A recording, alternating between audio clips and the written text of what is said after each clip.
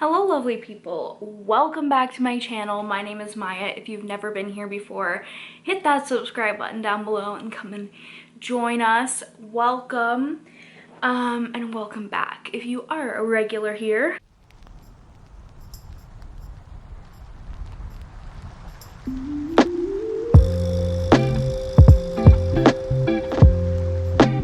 Anyway, today is my June reading wrap up. I feel like my camera is slightly tilted.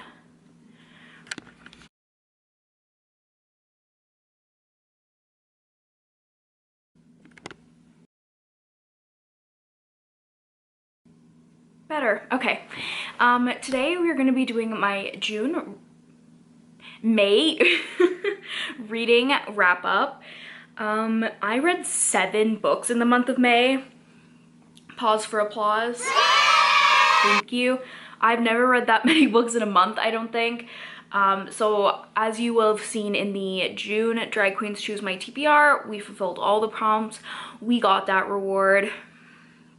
Today, I'm going to be talking about all the books I read, breaking them down, what I loved, what I very much disliked, and yeah, I think we should just jump right in.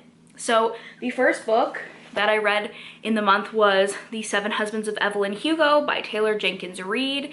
This was my first Taylor Jenkins Reid novel, and I loved it. I could not put it down. I gave this book 5 stars. Let's talk premise first. So the premise of this book is that there is a journalist who is given the opportunity to write a story slash biography of Evelyn Hugo, who was this 1920s early Hollywood star. And so the way that the story is told is that it's an interview between Monique, who's the main character, and then Evelyn. And so you kind of have like the conversations between Monique and Evelyn, and then you go into chapters about Evelyn's life, and it's also sorted into her 7 husbands. The only thing I didn't love about this book was the style of the main character not truly being Evelyn and being the journalist, because she just wasn't really compelling to me, and I just wanted to listen to Evelyn's story instead. But I understand that it was a necessary plot device for the author, because the story wouldn't have really worked the same otherwise, so it's fine, we forgive. The writing in this is just so beautiful. The story, the discussion of queerness in Hollywood, of having to hide who you truly are, of how women were treated and still are treated, and about the necessity of certain decisions. And what I really like about Evelyn is that she's not afraid of the decisions that she made, and she stands by them to this day, like most of them. And so yeah, I really liked this book. I definitely recommend. If you like anything like old Hollywood, you really feel like you're there. I really felt like she was a real person, like who actually existed. Yeah, so it also just reminded me of the TV show Hollywood, Ryan Murphy show on Netflix. So if you haven't seen that, definitely check it out. But I very much enjoyed this book, and I highly recommend. Next, I read Yolk by Mary H.K. Choi. I got this from the library, so I don't have a physical copy of it, but I did give this book 4.5 stars. Another fantastic read. This was our pick for the Not Wasting My 20s book club for the month, and I just loved it. I absolutely loved the way that Mary H.K. Choi wrote. It was one of the most relatable books I've ever read. I suppose you want to know the plot. So the plot is about these 2 girls, Jane and June, and they're sisters, and they kind of have been estranged for a while. And June is the main character. She is going to school in New York. She's like 20, I think, and she's really just trying to like survive there. She loves it there, but she doesn't have a lot of money. She doesn't really have any friends. She doesn't really know what she's doing. And then she ends up reconnecting with Jane, because it turns out that Jane has cancer, and that the only way for her to kind of survive is for them to kind of reconnect and come back together. So it's really a story of like sisterhood, of coming of age, of the city, of leaving your family, there's a lot of family dynamics and family history in the book, and also the story of being the children of immigrants and the story of, yeah, just being, I believe, Korean American. So it's really, really fascinating for me. There were so many relatable points. Yeah, I cried through the end of the story. I just loved it. I will definitely read other things by Mary H.K. Choi. I loved how she wrote, and I was just like hooked into the story from the first line. It's off to a good start. Next, I read No One's Talking About This by Patricia Lockwood, also from the library, but I am going to purchase my own copy. I gave this book 4 stars. I can't stop talking about this book. Like, it's just a living in my head. I showed in the vlog that went up on Monday how many quotes I had taken from the book and just like put into Notion because it's so good, but I should probably tell you what it's about anyway. No One Is Talking About This is about an unnamed narrator who exists in a world where there is the portal, which is essentially social media and the internet, and she's an influencer who travels around talking on panels. She went viral for some like funny tweets, and basically her life is just consumed by the portal and she just kind of exists in there. And the first part is an amazing commentary on social media, the internet, how we view things, what the world is like, basically 2016 onward. It talks about politics, beauty, like comparisons, just like so many.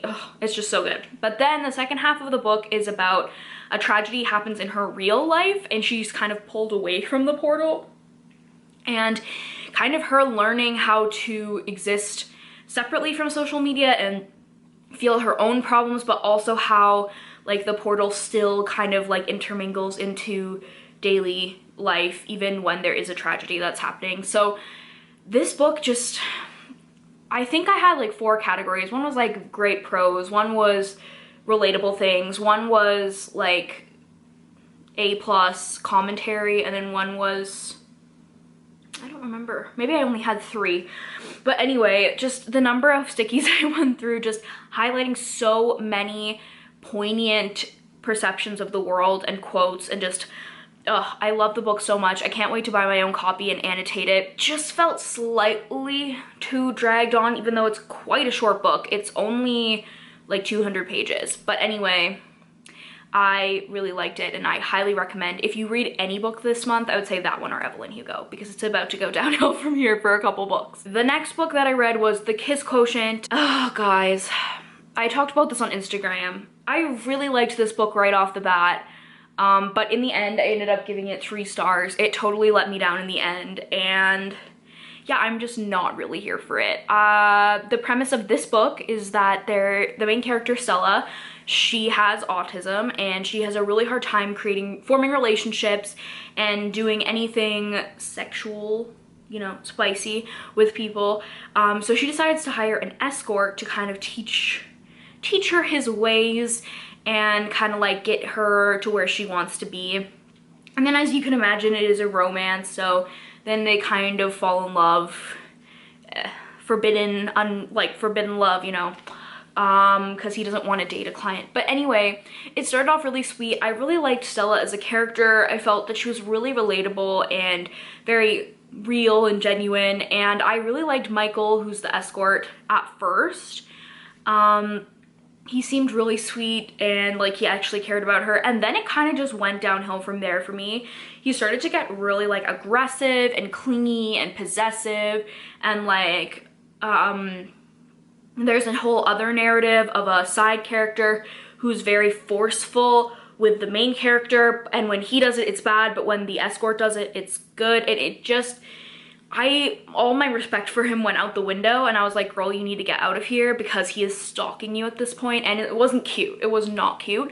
And I don't like the perpetuating the narrative that that is cute, because that is just dangerous. So yeah, that's kind of what happened. Was it just went downhill for me towards the end. This is a series. There are 2 other books, The Bride Test and The Heart Principle, and I've been told that the other 2 are better, so I might read them. I'm not sure how I feel. Yeah, I just was really disappointed by the ending, and even when it got kind of cute at the end, it couldn't redeem itself for me because I couldn't see the love interest the same way anymore. So that was unfortunate. Even more unfortunate was Mom, Mother of Madness by Emilia Clarke, Marguerite Bennett, and Layla Lays. This is a graphic novel. This is the Indigo exclusive. I'm not sure if it's like exclusive to Indigo or if it's just this edition that's exclusive. Basically, it's the story of this superhero, Maya, same name as me, which is like the only redeeming factor of this book, who realizes that her symptoms of like getting her period and stuff are actually give her superpowers. So on that topic, it really does a good job of portraying things that women generally hate about themselves as good, amazing things. When she has hot flashes, she can like make fire, things like that, which is cool. She's a cool superhero, I suppose. And then she kind of like discovers that there are human traffickers and she goes to take them out. But I gave this 3 stars, maybe 3.5 depending on how I was feeling in the moment. I don't like graphic novels, and this book just affirmed that for me. I don't like having to determine the context of scenes myself. I want it written out. I want it in writing. And oftentimes, of course, like the art is going to give you the context that you need. The art did not do this. The characters all looked way too similar to be able to tell them apart. There were characters with the same name who were different, like completely different, existed in completely different like realms. They weren't even connected to each other, but I didn't know that. I couldn't figure that out. Yeah, the art style just really did not do it for me. It's not well written either.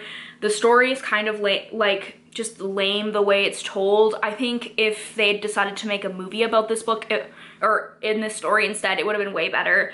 It's just not well communicated. It screams like actress who's never written a novel before, unfortunately, because I do really like Emilia Clarke, but this is just not it. Yeah, overall, it's a no from me. Definitely do not recommend. Next, I listened to the audiobook for We Were Dreamers by Simu Liu. He is an actor. He was in Kim's Convenience. That's what I first saw him in, and then now he played Shang-Chi in the Marvel Universe, which is super cool. He is a Canadian actor, and I have really liked him, so I wanted to listen to his story when it came out, and he reads the audiobook, so I thought that would be perfect, and it was great. I gave this book 4 stars. It was really sweet to just hear about his life. The first part is about his parents, and that was fascinating to me. They grew up in a really, really turbulent part of Chinese history, and honestly, the world was just really on their side for so many things. There were just so many times where things could have gone wrong and they never would have met and he never would have been born, but everything just kept connecting, and these people worked really hard to get to Canada to make a better life. I will say there's a lot of mentions of abuse, and he is a lot more forgiving of the abuse than I would be if it was happening to me, I would assume. But I'm good for him, honestly, because I don't know how forgiving I would have been. But then it also just talks about how he didn't have everything figured out right at the beginning.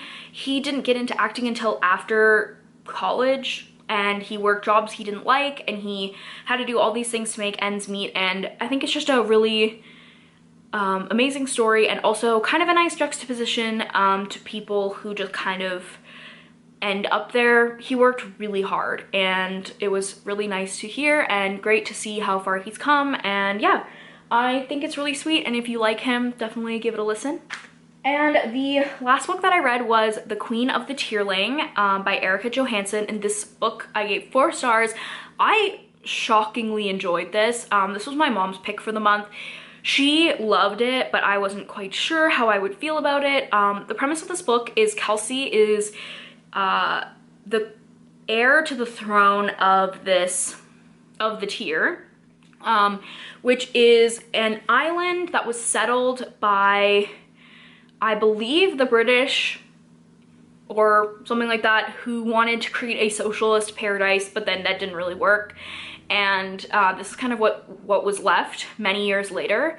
And when her mother was the queen and she was born, she was taken away from the castle and hidden because the queen knew that they would try and assassinate Kelsey. So she grew up in the forest away from everything for like 19 years, and now she's turned 19, which means that she's the rightful heir, and they had to take her back to the castle.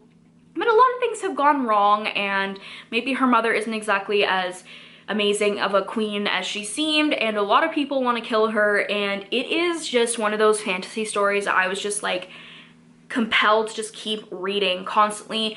Even when it was just world building, I loved it. I love how the author created the world. She has little snippets at the beginning of each chapter that kind of give some context to some history, and it's super interesting. I actually really enjoyed all of the characters as well. They all stood out to me. I felt like each character had a backstory that was recognizable, and the decisions that people made were justifiable in my mind, and I just really enjoyed it. I thought it was a great action fantasy novel. Obviously it is the first book in a trilogy, and it definitely left with some unanswered questions, so I definitely will want to pick up the sequel. But that didn't really bother me because I'm happy to pick up the sequel and I'm excited. So I will probably pick that up next month, and there's also a third one. And then this author really seems to love this universe that she's created because she keeps writing prequels and things like that. So there doesn't seem to be a shortage of this series for me to read whenever I get around to it, but I definitely want to, which is a nice change. So those are all 7 of the books that I read in the month of May. I hope that you guys enjoyed this video. Let me know if you've read any of these books, comment down below, and tell me what your favorite read was of May if you haven't. And don't forget to give this video a thumbs up, hit that subscribe button, follow me on my socials down below, especially TikTok. I've been posting there more, and I will see you guys in the next one. Bye!